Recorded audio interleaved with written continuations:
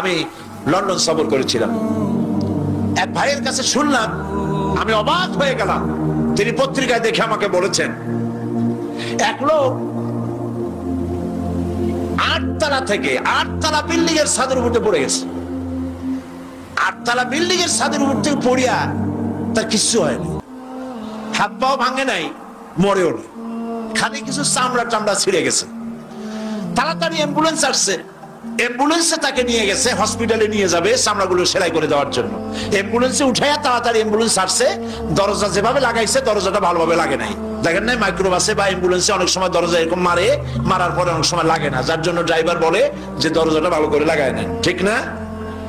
দরজাটা ভালো করে লাগে নাই।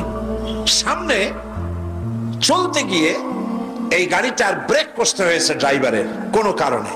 যেই না ব্রেক কষেছে আর অমনি দরজা যেটা লাগছিল না ভালো করে দরজাটা খুলে গেল, আর রুগীটা 8 তলা কাছে পড়ছিল, ওইটা ছিল পাশে, সে ছিটকে গিয়ে রাস্তায় পড়লো, আর একটা বাস সামনের থেকে এসে মাটিতে তাকে চ্যাপ্টা করে দিয়ে চলে গেল। শুনিয়া আমার মুখ থেকে বেরিয়ে গেল আল্লাহু আকবার। বলেন আল্লাহু আকবার। কি আল্লাহ পাকের কি প্রচন্ড ক্ষমতা, কি ইচ্ছা তার। মৃত্যুর জন্য সময়ও লাগবে, জায়গাও লাগবে, দুটো জিনিস এক হতে হবে। আল্লাহর যাকে যে মৃত্যু দিবেন, মৃত্যুর জন্য সময় এবং জায়গা দুটোর কম্বিনেশন হতে হবে। 8 তলা থেকে পড়বে ঠিক, কিন্তু মরবে না। আজরাইল অপেক্ষা করতেছে রাস্তায়, বাস আসবে যখন। 8 তলা থেকে পড়লো, অবিশ্বাস্য ভাবে লোকটা বেঁচে গেল, আর হসপিটালে তার যাওয়া হলো না। গাড়ির দরজা খুললো, রাস্তা দিয়ে পড়লো, আজরাইল দ্রুত তার কাম সেরে চলে গেল। সুতরাং মুমিন ব্যক্তি আল্লাহর উপর ঈমান আনার কারণে দুর্জয় মনোবল সৃষ্টি হয়। কাপুরুষ জীবনে কয়েকবার মরে, সাইকেলের টায়ার বাস্ট হয়েছে শুনে বেহুশ হয়, তারপরে ট্রাকের টায়ার বাস্ট হয়েছে শুনলে কানের তলা ফেটে যায়, বোম বাস্ট হয়েছে আওয়াজ শুনে হার্ট ফেল করে, বাতিশের ডাক শুনলে কোনো হুশই থাকে না। এই হচ্ছে কাপুরুষদের কাজ। আর ইমানদার ব্যক্তি এগুলি পরোয়া করে না। তার জানা আছে যে আমার নির্ধারিত সময়ের এক মুহূর্ত আগে আমার মৌত হবে না। তো মৌত যখন আমার জন্য অবধারিত, দুনিয়ায় আসছি যখন, মৌত যখন হবে, সেই মৌত বিড়ালের মতো হোক তাকে চান, পাতিশিয়ানের মতো হোক তাকে চান।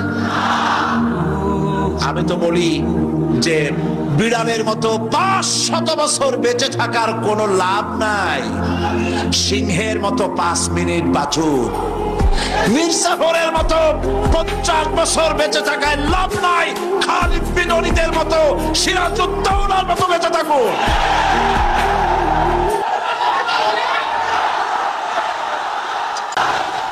বসেন, আপনারা যদি দাঁড়ায় যান তাহলে আমি করব কি?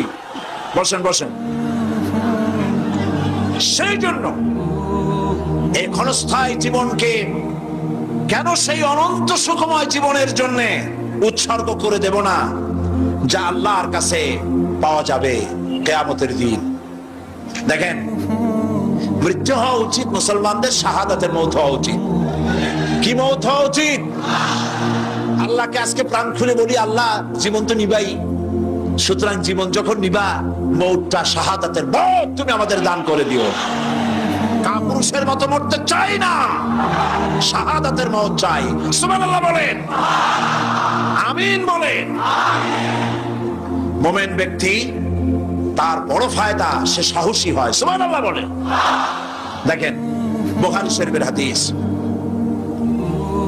যুদ্ধের জন্য, বদরের যুদ্ধ, রাসূল সাল্লাল্লাহু আলাইহি ওয়াসাল্লাম সৈন্যদেরকে রিক্রুট করছেন, কিন্তু কথা বলতে গিয়ে রাসূল করিম সাল্লাল্লাহু আলাইহি ওয়াসাল্লাম দাওয়াত দিচ্ছেন, কিন্তু মনে মনে চিন্তাও করছেন যে সামান্য কিছু লোক, অস্ত্রপাতি কম, এই জিহাদের অবস্থাটা তারা কিভাবে নেবে। একজন যুবক সাহাবী দাঁড়ায় গেলেন, তার নাম মিকদাদ রাদিয়াল্লাহু তাআলা।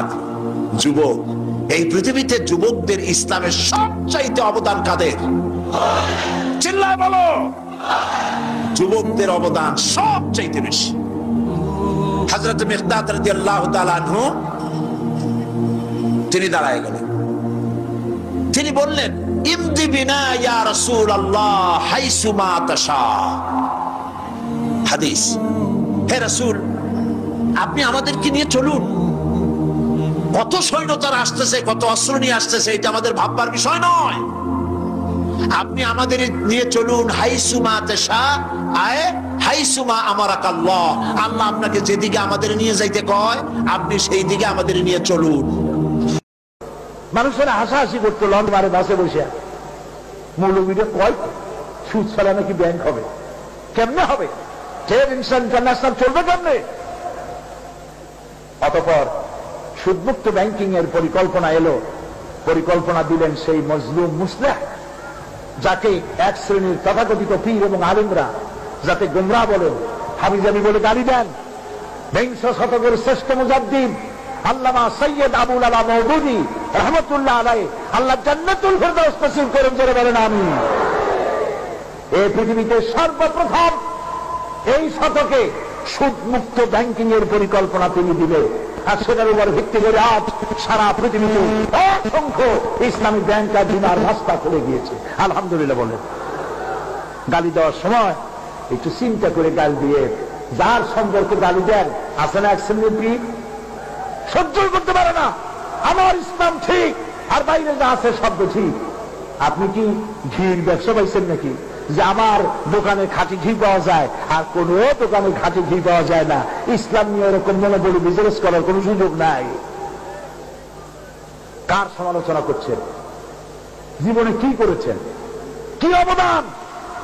ইসলামের জন্য একদিন জেল খেটেছেন, জরিমানা দিয়েছেন, মার খেয়েছেন। যার সমালোচনা করছেন তিনি তো ফাঁসির মঞ্চে চড়েছেন। তার লেখা বইগুলি 40টি ভাষায় ছাপা হয়ে পৃথিবীর সর্বত্র ছড়িয়ে যাচ্ছে। আলহামদুলিল্লাহ বলে।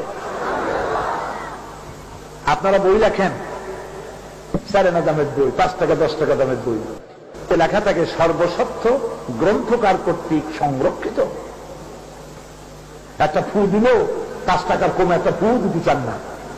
আর তিনি তার জীবনের সব লেখা বইগুলি ইসলামী আন্দোলনের জন্য আল্লাহর রাস্তে দান করে দিয়েছেন।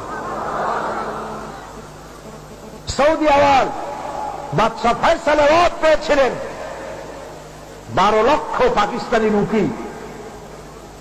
ওনার কাছে যখন খবর এলো ইসলামে বিরাট অবদান রাখার জন্য এই অ্যাওয়ার্ড এসেছে, হাত দিয়ে চেকটা ধরেনও নাই, বললেন ওতে যত টাকা আছে ব্যাংকে জমা করো, আল্লাহর রাস্তে ইসলামী আন্দোলনের জন্য দান করে দাও। কার সমালোচনা করেন? আপনি বললে আপনার জানাজা কয়জনে পড়বে? আমি তখন লন্ডনে ছিলাম। বিরক্ত হচ্ছেন না তো? লন্ডনে খুররাম মুরাদ সাহেব রহমতুল্লাহ আলাইহি, পাকিস্তান জামাত ইসলামের নায়েবে আমির, তিনি আমাকে টেলিফোন করলেন, মাওলানা সৈয়দ আবুল আলা মওদুদী রহমতুল্লাহ আলাইহি ইন্তেকাল করেছেন। কাঁদাকাটি করলাম। পরের দিন আমার ফ্লাইট ছিল জেদ্দা। হিথ্রো এয়ারপোর্টে এসে দেখি অসংখ্য মানুষ, মাথায় টুপি। এত টুপিওয়ালা মানুষ তো হিথ্রো এয়ারপোর্টে থাকার কথা না।